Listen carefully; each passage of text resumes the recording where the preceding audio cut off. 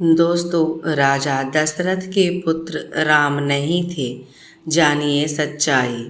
इस वीडियो में आज हम आपको बताएंगे कि राम जो थे वह राजा दशरथ के पुत्र नहीं थे। फिर यह राम किसके पुत्र थे? यह सुनकर के आप लोग भी बहुत ही हैरान हो गए होंगे, बहुत ही भ्रम में पड़ गए होंगे। आप सोचते होंगे यह तो बिल्कुल झूठ बात है, यह बात कोई मान ही नहीं सकता कि राम दशरथ के पुत्र नहीं हो सकते। फिर यह कैसे हो सकता है कि राम दशरथ के पुत्र नहीं हो सकते? तो दोस्तों, आप जो सोच रहे हैं वह भी सही है, लेकिन मैं आपको इस वीडियो में जो बताने के लिए जा रही हूँ कि राम दशरथ के पुत्र नहीं थे, यह भी सही है। समाज की नज़र में और इस दुनिया की नज़र में जो राम थे वह दशरथ के ही पुत्र थे, लेकिन राम दशरथ के पुत्र नहीं। तो इसके पीछे क्या रहस्य छिपा है? तो चलिए जानते हैं कि राम दशरथ के पुत्र कैसे नहीं थे। इससे पहले आपसे हाथ जोड़कर निवेदन है कि वीडियो को पूरा ज़रूर देखिएगा। चैनल पर नए हैं तो चैनल को सब्सक्राइब कीजिएगा। एक बार कमेंट बॉक्स में जय श्री राम जरूर लिख। चलिए दोस्तों, आगे बढ़ते हैं। बात उस समय की है। एक बार अयोध्या नरेश दशरथ देवासुर संग्राम में देवताओं की मदद करने के लिए स्वर्ग में गए हुए थे। जिस समय देवताओं और राक्षसों में झगड़ा चल रहा था, युद्ध चल रहा था, तो देवताओं की विजय कराने के लिए अवध नरेश दशरथ जो थे वह सशरीर स्वर्ग में पहुँचे और देवताओं की तरफ से इन्होंने असुरों से युद्ध किया। देवताओं को विजय मिल गई। जब देवता विजय प्राप्त कर लेते हैं तो देवताओं ने कहा कि हे अवध नरेश, अब आप धरती पर लौट सकते हैं। वह अपने अवध में आ रहे थे, तो जिस समय दशरथ भूतल पर अयोध्या से लौट रहे थे तो रास्ते में उन्होंने एक काला पुरुष देखा जो अंतरिक्ष में दशरथ की तरफ पीठ करके खड़ा हुआ था। उस काले पुरुष को देखकर दशरथ वहीं ठहर गए और पूछने लगे, अरे भाई, तुम कौन हो जो हमारी तरफ पीठ करके खड़े हो? अपना चेहरा मेरी तरफ क्यों नहीं दिखाते? क्या तुम यह नहीं जानते मैं देवताओं को विजय दिलवा के आ रहा हूँ? मैं अवध का राजा दशरथ हूँ। मेरे बारे में क्या तुम्हें पता नहीं है जो तुम हमारी तरफ पीठ करके खड़े हुए हो? अपना चेहरा मेरी तरफ क्यों नहीं करते? मेरी ओर क्यों नहीं देखते हो? तुम कौन हो? दशरथ ने जब उस काले पुरुष से यह पूछा तो उस काले पुरुष ने जवाब दिया कि हे दशरथ, आप हमारे बारे में मत पूछो कि मैं कौन हूँ। आप अपने मार्ग से जाते हो तो आराम से निकल जाओ और अपने राज्य में जाओ। हमारे बारे में जानना तुम्हारे लिए उचित नहीं है। मैं जैसा भी खड़ा हूँ वैसा मुझे खड़ा रहने दो।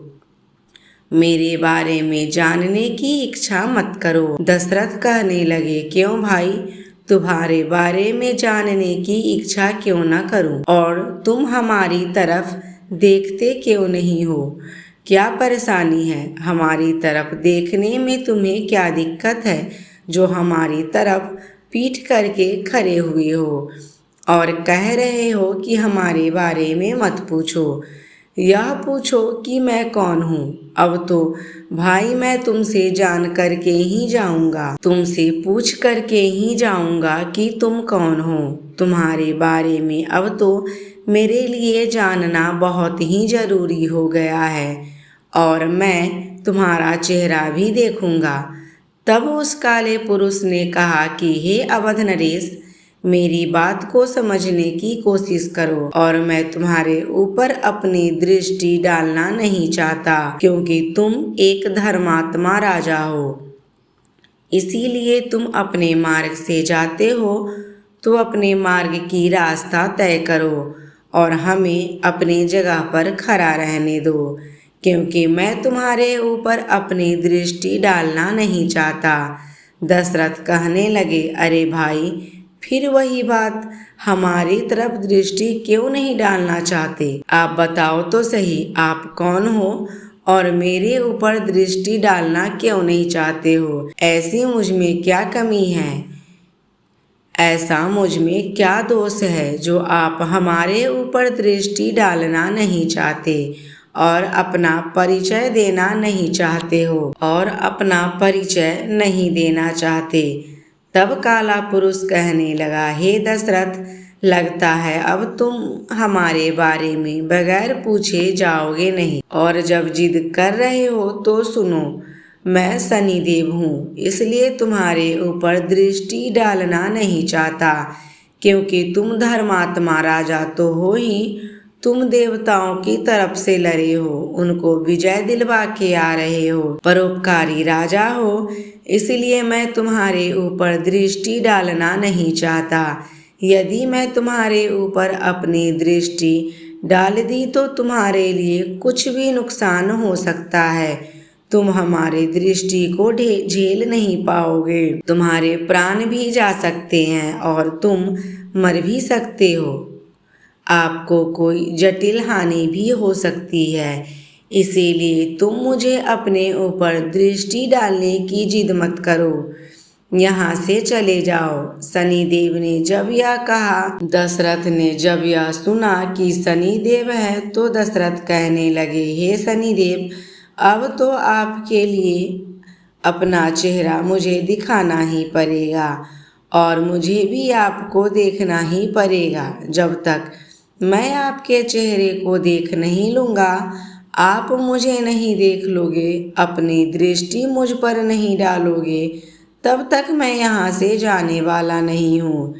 इसीलिए जो भी है, मेरी तरफ से पीठ को हटाकर अपना चेहरा दिखाइए। शनिदेव ने कहा कि हे दशरथ, आप इस तरह से बार बार जिद क्यों कर रहे हो?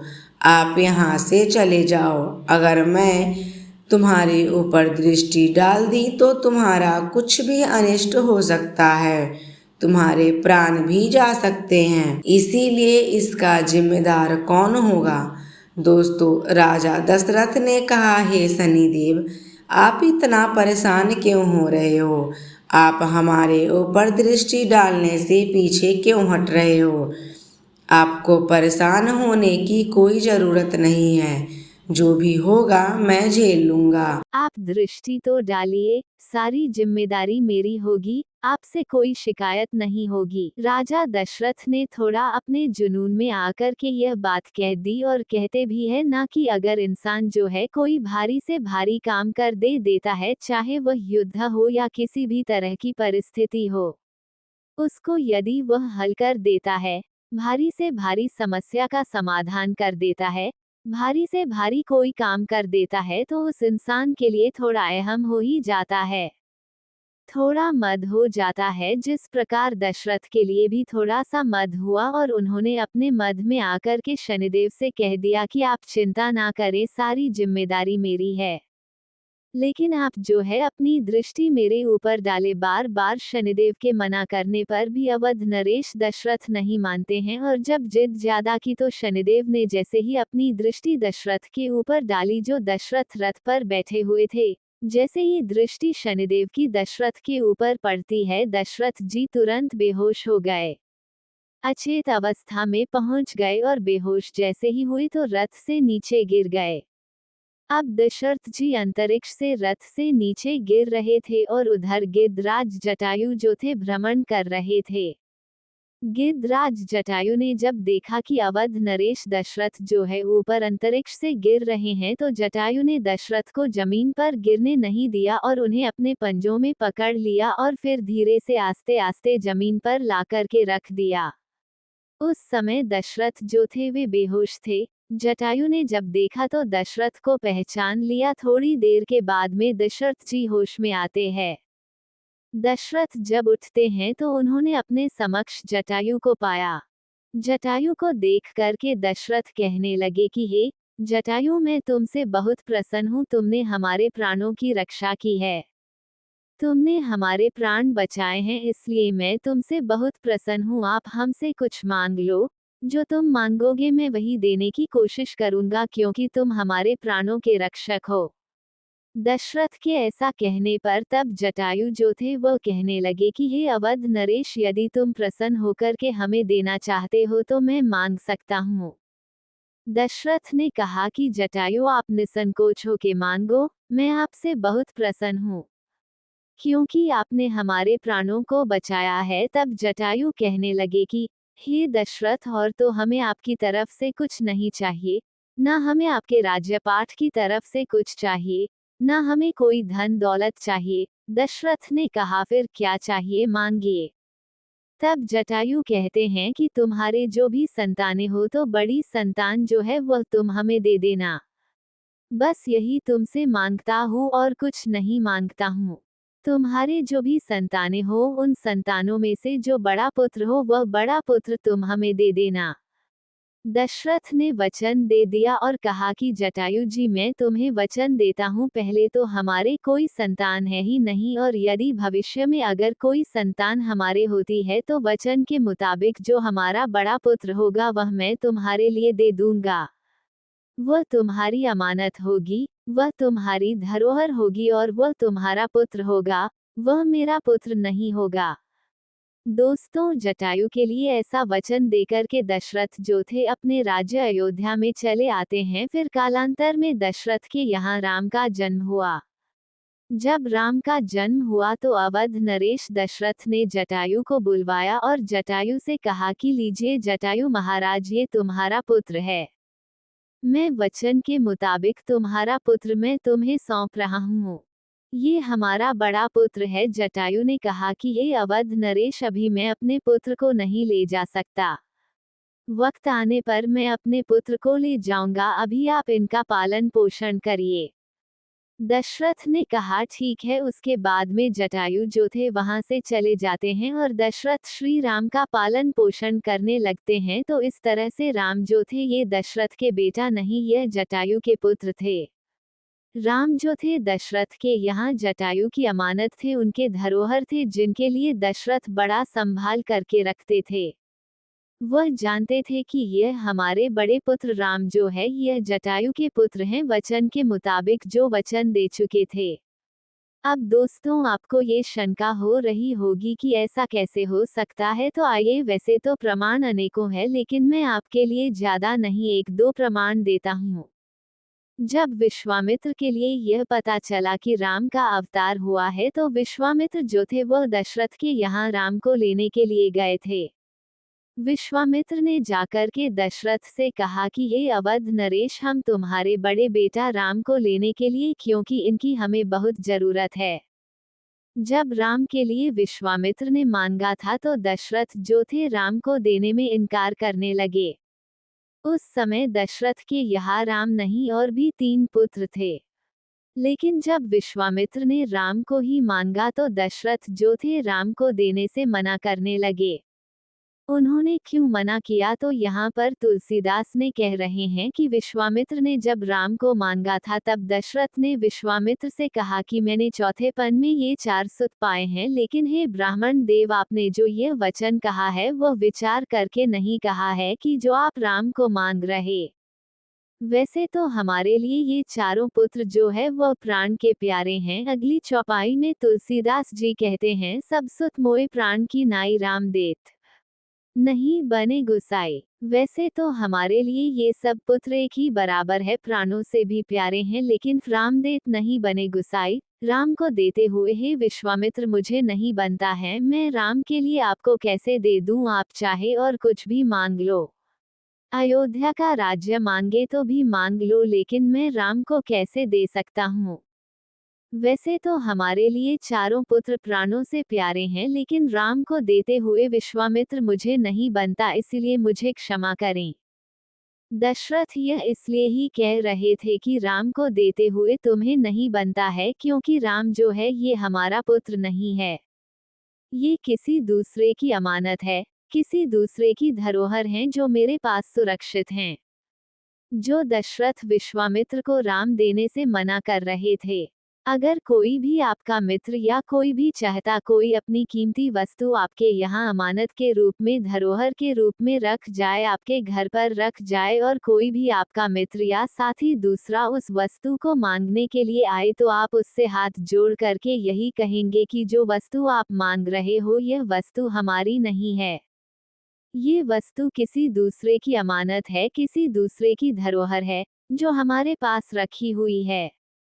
हाँ, अगर मेरी होती तो मैं बिना किसी के रोके टोके ही आपको दे देता।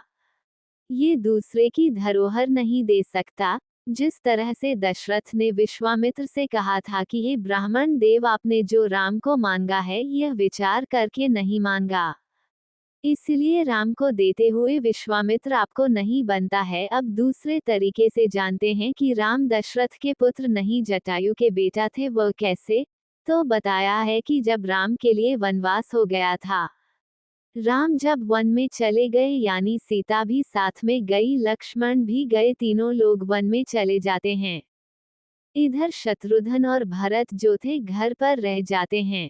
राम के वन चले जाने के बाद में फिर एक दिन दशरथ का देहांत हो गया, यानी दशरथ के प्राण जो थे शरीर से निकल गए। दशरथ का जब देहांत हो जाता है तो उनका दाह संस्कार भरत ने किया। हमारे हिंदू धर्म में अगर पिता का देहांत हो जाता है तो उसका दाह संस्कार करने का अधिकार जो है या तो बड़ पुत्र के लिए होता है या सबसे छोटे पुत्र के लिए होता है। अब बड़े बेटा राम जो थे दशरथ के, वह तो घर पर नहीं थे, वह तो वन में चले गए थे, तो दशरथ का दाह संस्कार शत्रुघ्न को करना चाहिए था, क्योंकि शत्रुघ्न जो थे वह सबसे छोटे थे। फिर भरत ने ही दशरथ का दाह संस्कार क्यों किया? वह ना तो बड़े थे ना छोटे थे, शत्रुघ्न को करना चाहिए था। लेकिन दोस्तों, यहाँ पर शंका करने वाली बात नहीं, समझने वाली बात है। भरत जो थे ये दशरथ के सबसे बड़े पुत्र थे और इसीलिए भरत ने दशरथ का दाह संस्कार किया था, मुखाग्नि लगाई थी। और उधर राम जो थे जब वन में थे तो उस समय उन्होंने जटायु का दाह संस्कार किया था, क्योंकि राम जटायु के पुत्र थे। लेकिन यह जटायु जो था ये कोई निसंतान व्यक्ति नहीं थे, यह अपने परिवार में भरा पूरा हुआ था। इसके परिवार में बहुत संतानें थी, लेकिन फिर राम ने ही जटायु का अंतिम संस्कार क्यों किया था? वह इसलिए किया था क्योंकि दशरथ से जटायु ने कहा कि जो तुम्हारा बड़ा पुत्र हो वह मुझे दे देना।